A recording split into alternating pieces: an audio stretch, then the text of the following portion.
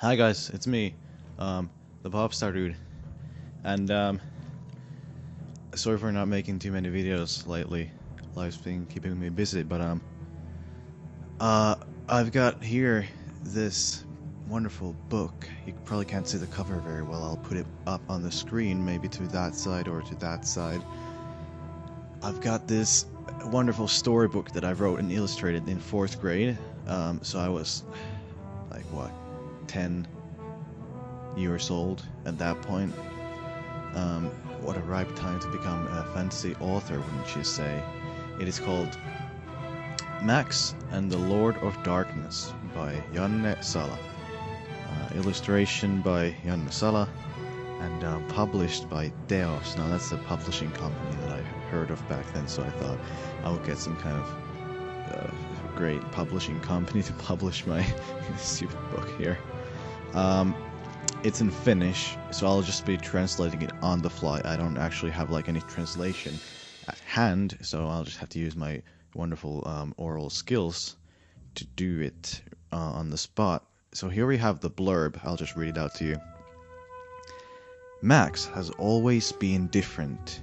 He is, of course, the hero of light. Now he must travel around the world and fight against gods. He also meets Black, his new arch-nemesis. Who is this mysterious Lord of Darkness? It seems like Max has quite the adventure in front of him. The story was written and illustrated by Janne Sala. How wonderful, I think. I think we have quite a story ahead of us. So let's just get into it. Let's just jump right into it. Max and the Lord of Darkness. Part 1. Oh yeah, oh sorry, this is actually only part 1. I'm just gonna... There's no part 2. This is about half of the story, I'm sorry. I just wanna... No clickbait here, I'm not gonna say that as I end this thing. There's still a lot of story here though. Written by Janne and Sala. 9th of February 2012, the first print. Yeah, I was 10 years old. I hadn't turned 11 yet. So yeah... dedicated to my friends who are great friends. Great. All right, here we go. Chapter 1. A bit of starting exposition and a grand shadow. I was walking with my little brother Alex. We were admiring the beautiful landscape. The lake, the shore, the sky. Everything was well. And nothing special had happened since our last adventure. We were talking about different things. Hey Max, do you still have the Sword of Light with you? That is one cool weapon, Alex asked me. The Sword of Light is a legendary weapon which is said to have the power to defeat all evil. It can only be wielded by the hero of light, and if a normal person touches it, they light up in fire and burn to ashes. Before me, the hero of light was my dad Norman, but he died in the battle against the Master. It's a long story. I'll explain it sometime later. And so the title sort of was inherited by me. So now I am the hero of light, which is why I have the Sword of Light as well. Of course, where could it have gone? Look, it's inside my sheath, I said, and took out my sword from its sheath. The sheath is well embroidered, it is blue and it has yellow streaks. Only inside it can the Sword of Light be held, otherwise a regular sheath would blow up, and that became apparent in our last adventure very well. I was just thinking, Alex answered. Look! There's some kind of a dot on the sky. What? Look, up there. Oh yes, so it seems. Well, it doesn't look quite small. It's pretty medium. No, it's pretty big, I said. Then I realized it was getting closer. It's getting closer, Alex, I started. What? Do you think I'd believe you? It's just a dot, nothing else, Alex laughed. But it was getting closer, that I was sure of. Very sure. Well, look yourself, I said. That I will, Alex said with determination. He looked up and gave a start. It's getting closer at a pretty big speed, Alex got out. Well, you don't say, I answered. But now the dot was certainly getting towards us at a high speed. It got closer and closer and whoops! Chapter 2. The leader of the Klampas enters the picture. Max? Max?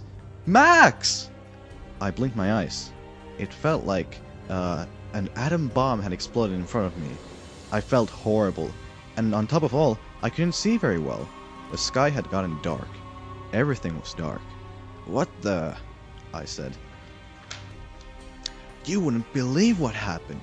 The whole sky turned black right at once. It was horrible. Now we have to save the world again. Oh man, Alex shouted. Wait a second. So the sky darkened all at once? That's really weird. Well, it's true, Alex said. Oh, I believe you, but do help me up now. Alex helped me up. Then I saw a fallen tree at the end of the peninsula. It would be best to check it out. Yes, fallen trees should always be checked out. Why? Because Klampas, a species of monster, usually gather around them. And they usually don't have good intentions. Before this, we had to kill all monsters. That was our mission. And we did it! Or who knows, maybe some of them can still be around. There's a fallen tree. Let's go check it out, I said. Yeah, let's, Alex answered. We walked to the end of the peninsula. But then, period, we saw it, period. It should have been dead, Alex shouted. It cannot be, I said. At the end of the peninsula was the captain Terracobalion, the leader of the Klampas.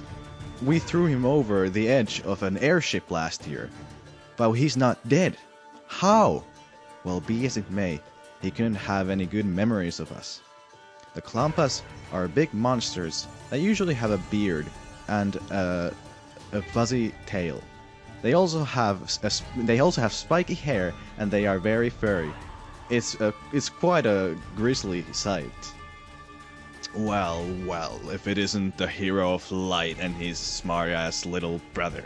It's been a while, Cobalion said with a grin on his face. The same grisly but powerful voice.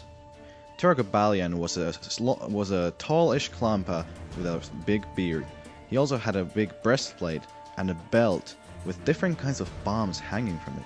He was furry, and he did not have a tail like other Klampas, because Alex had cut it off from him during the battle on the airship. And if only that was the only thing that could make him hate us from the bottom of his heart. We'd have done many things to him that would make a regular Klampa commit suicide in agony and despair. But this leader of Klampas is a tough dude, and that can be already seen from how it looks. He also has his weapon, a giant battle axe. It had almost made, oh crap, my last words. It's a good thing it didn't. That would have been quite embarrassing.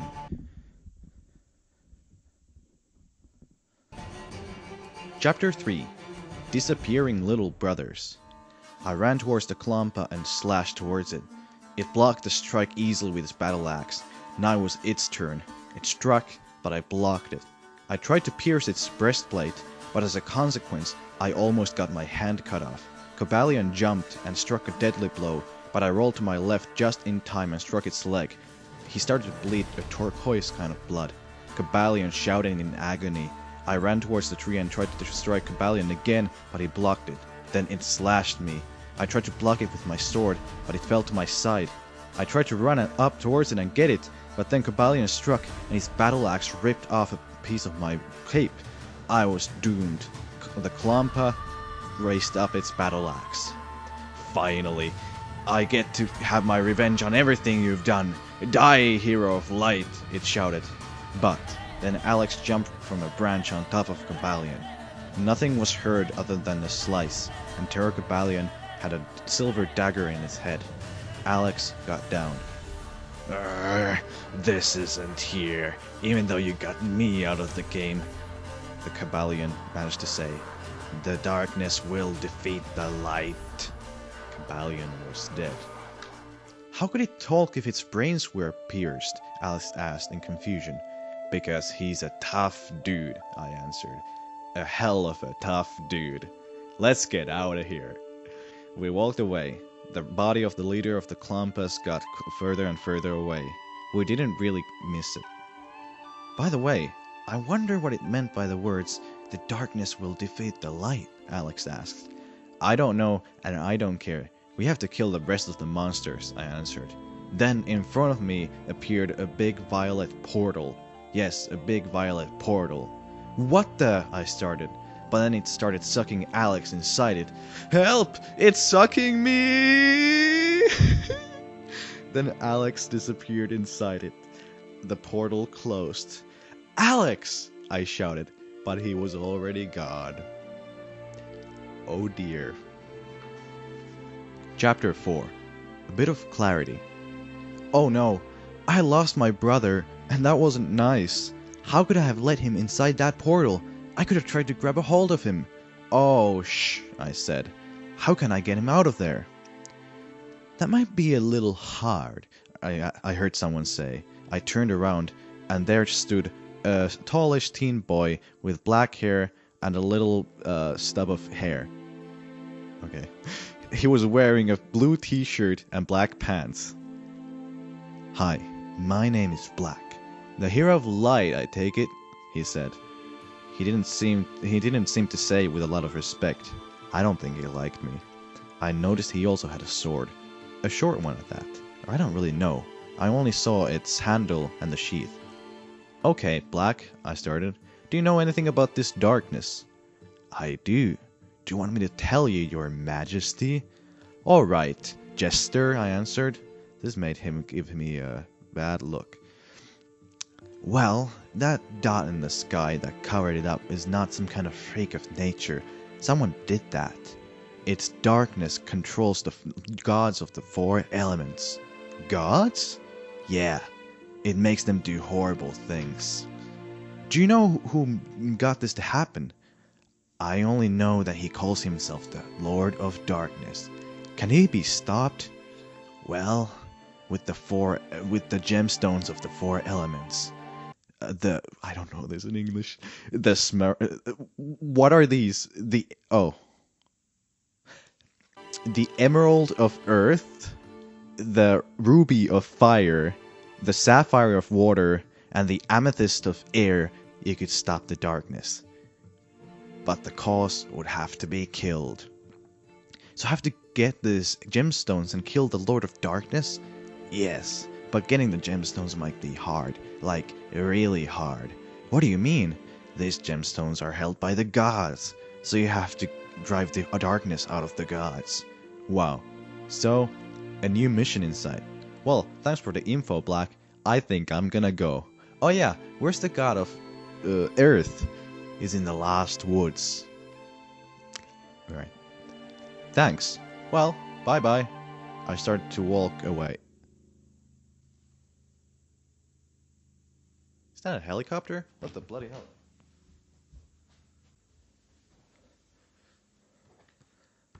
Alright. Wait, I heard. What? I asked. I challenge you to a duel. I accept your challenge, I shouted and turned around. It was time to see if Black was how he seemed. Chapter 5. The match against Black. Black took out his weapon. I was surprised because it did not have a blade, only 2 stubby ends. But then in between those ends, a laser turned up, and then on top of that laser another tall laser. It was a so-called lightsaber. He also had a shield. I took out my own sword. The legends are true then. You do have the sword of light with you, he noticed. Hell yeah, I answered. It is one cool weapon. But you don't have a shield. Here, he said and threw me a shield. It was black and it had orange stripes. I didn't quite trust it, but I still took it with me. Thanks, I said. Oh man. I attacked by jumping and slicing. He blocked it with his sword and bumped me with his shield. I got knocked over and Black tried to strike, but I used the same tactic. I blocked with my sword and pushed him over, but he was waiting for it and kicked me. Because of that, I flinched, and he managed to strike a wound in my leg. I don't know how, but that laser gave my leg a horrible pain that was so hard that I saw stars in my eyes. But it left fast, and I managed to strike, but he blocked it with his shield. Then he got further back. We both ran towards each other and struck. Our swords clashed, and it was a matter of force who would win. It lasted for a little bit, but eventually I knocked him over and his blade fell away. I put my sword on his neck. I had won. "What do you say now, Jester?" I said. "Don't call me Jester." "All right, courtesan." "Well, call me what you want then. But you only won because you have the Sword of Light." "You're jealous." "No, I'm not. I'm just telling you the truth. Jealous, jealous, jealous, jealous, jealous, jealous." He started to walk away, annoyed. "And jealous once more," I shouted. He ran away. It seemed like I had to go to the Lost Woods now. I started to walk towards the south. The Lost Woods were over there. But hey, something was missing. Was I ready to fight against the hypnotized god? "Hell yeah, I am," I said to myself. Fuck, how goddamn long is this thing? Chapter 6. Into the Lost Woods. Alright, now I was going to the Lost Woods. At least towards it, I thought. I was wondering what I should do when I was there. Oh, there it was. The Lost Woods. How many times can I say that? I was walking through a sprawling underbrush. Then I made it to an opening. What? I saw a monkey. Follow me, it said. Was I hallucinating? A monkey that asked me to follow it? No thank you. I think I'll go by myself, I answered. "You get lost if not follow me. The forest be dangerous," it said. "How can you know the language of men?" "Big man talk a lot when walk ahead this. He made camp." "What was his name?" Lord of Darkness. Lord of Darkness be his name." So he had walked past this. Must have gone to the palace of the forest, where the god of earth is. Earth god, whatever. "Alright, lead me to the palace of the forest," I said. Follow me." The monkey led me for a long time in the forest, but eventually we found a large palace. Here be end of road," monkey said, and started running away. The forest palace was a big green building with the emerald of earth painted on it. Around it were lots of different plants, and it had a grand door with curly handles. I ran to the door. I put my hand on a handle and opened the door. It creaked a lot, but didn't pull a lot of attention towards it in the forest. A cold air flowed on me as I entered. In front of me was a long corridor, and there was someone walking in front of me. Dramatic silence. Black. Chapter 7. Arch Nemesis and Weird Carvings. "What are you doing here?" I asked. "The same as you. I'm trying to drive out the darkness from this god," he answered. "By standing in front of me?" "Oh, that's right, smartass. But since you came here, I don't have to do it. I'm getting out now, so bye." He started walking away, but before he left, he said, "And don't puke so much you turned this corridor bright brown." What did that mean? I didn't care. I started running forward. But then I noticed I was walking on the walls. How is that possible? Just now that can't be. Now I was running on the ceiling upside down. So that's what black meant. The whole corridor was turned into a spiral. Eventually, after a long time, I was at the end of the corridor, and before me stood a little door. It had the emerald of earth carved on it, and an inscription. "Dear Hero of Light, you have made it this far, but you still haven't made it to the end. Before you stands a grand ballroom, which hides the darkened earth god. It means that even if you have made it through this corridor, before you is your certain doom. Now reading this, you can get out of here, or open the door and die in agony. I suggest you take the former offer. The Lord of Darkness." The Lord of Darkness seems to be trying to frighten me. But I will take the latter option. I opened the door and entered the room. Chapter 8. The Earth God. The ballroom was a giant 2-story room, with its second floor only a corridor spanning the sides of the room. The ceiling was domed and it had a giant chandelier hanging from it. The floors were connected only by a single staircase at the end of the hall. The whole place reminded me of a church hall. I didn't see anything, but then I gave a start because someone started playing an organ. It was a dramatic and frightening composition at the same time. I looked up behind me. There it was, a figure which had a green tunic on it and a blue cape. Hero of Light, It started with a booming and powerful voice. you have come here to meet your doom.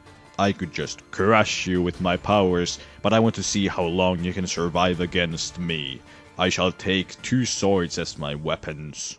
As if out of thin air, he pulled out 2 samurai swords. This was going to be a tough battle. The god jumped down and sliced a deadly, fast, and accurate strike straight towards my neck, but I blocked it with my shield. The god started to do a combo of attacks, because of which I had to back down. I ran towards the stairs and jumped, trying to strike the god at the same time, but it only jumped back and struck a wound to my hand. I felt a searing pain in my arm and started seeing stars, but I shrugged it off and tried to slice desperately, but the attempt seemed to be doomed from the start. The god's sword only slightly missed my back when I ran towards the staircase. I ran up to the second floor and started trailing the corridor. I was panting because I was really tired. This battle seemed to be my end. But then I got a crazy idea. What if I could get that chandelier on top of the god? I threw my sword. The whole flight seemed to be in slow motion, but the sword didn't quite make it fall down. The god noticed what I was trying and jumped an unnaturally high jump in front of me. It struck me so that I fell down. Oh it hurt. The god jumped in front of me and raised its sword. Any last words, Hero of Light? It asked. I looked up desperately and my mind cleared. Bye, I answered. At that point the chandelier fell down. The god looked up, but too late. The chandelier fell straight on its face. The god fell down and didn't say anything again. I saw how a black veil fell away from it. The first god had been beaten. Chapter 9. The First Crystal and an Unfortunate Coincidence. The god was mumbling. Did you just take the darkness out of me? I nodded. Thank you so much. Fuck me. I am Nairo, the Earth God. How could I thank you, Max? It asked. How did it know my name? It didn't matter. Well, you see, I need the Emerald of Earth. Will that do? I answered. An odd wish, but I suppose it will do, if you need it for something important. With 4 crystals I could drive out the darkness. Well then, you need this. Here. It gave to me the Earth Crystal, even if it was smaller than I had expected. I thanked it, bid it farewell, and ran out. As I opened the front gates, I saw Black in front of me. Looks like you succeeded, but you still have 3 gods in front of you, and they're not gonna be as weak, he said. But they're not too strong for me. In a battle, it's not all about power, you just also need to have tactics, I answered. That's right. That's why I have to see. That's right. That's why I want to see if you have either. You can't be right. I beat you very well last time, but now I'm better and I want a rematch. Alright. I took my sword out of the sheath and Black did the same. Here we go again. Black wanted to fight. At first, we were only trailing a circle, but then Black struck fast. The strike was powerful, but I managed to block it with my shield. It was a little braver than last time, that I noticed well. The brush around us made it harder to move, but it also made it harder for Black. so we seemed to be equal at this point. I tried to catch him off balance with my shield, and that seemed to surprise him. The battle was harsh. I might have been going crazy, but I was sure that a little behind us there was a squirrel which was eating snacking on... What? Oh my god, is this comedy? Hold on. The battle was harsh. I think I was going crazy, but I was sure that a little behind us there was a squirrel which was snacking on pine cones that it was looking at us. As I said, we were really equal. But now that I was thinking about it, Black might have been even a little better. I wasn't sure. The sword fight had lasted long as I was starting to get tired. Sweat started trailing my forehead. I don't know how long I was fighting, but it seemed like an hour at that point. I noticed that Black was also getting tired. That was good, because then he didn't have an edge. Black made a desperate, fast, and powerful slice. I dodged it easily, and I struck his sword away. Black was beaten the second time. "It can't be true," he shouted. "How can this be possible? I lost twice in a row." "Well, it's your problem," I answered. "It's not my fault you suck." "Well, it's not," he answered, "because I don't suck. Your victory was just luck." "Twice in a row?" "Well, last time you won because you had the Sword of Light. Now you won me with fool's luck." "Oh, yeah, sure," I said. "Whatever," he shouted and ran off the scene. Well, it seemed to be the turn of Fire.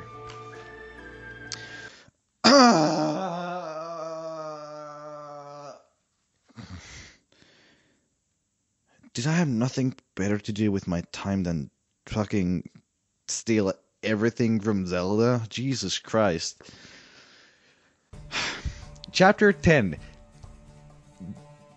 The Mountains of Death. It's totally different. I had traveled for days when I finally made it to the base of the Mountains of Death. They were volcanoes that had erupted a long time ago. The Crystal of Fire. Wait, which one? Hold on a second.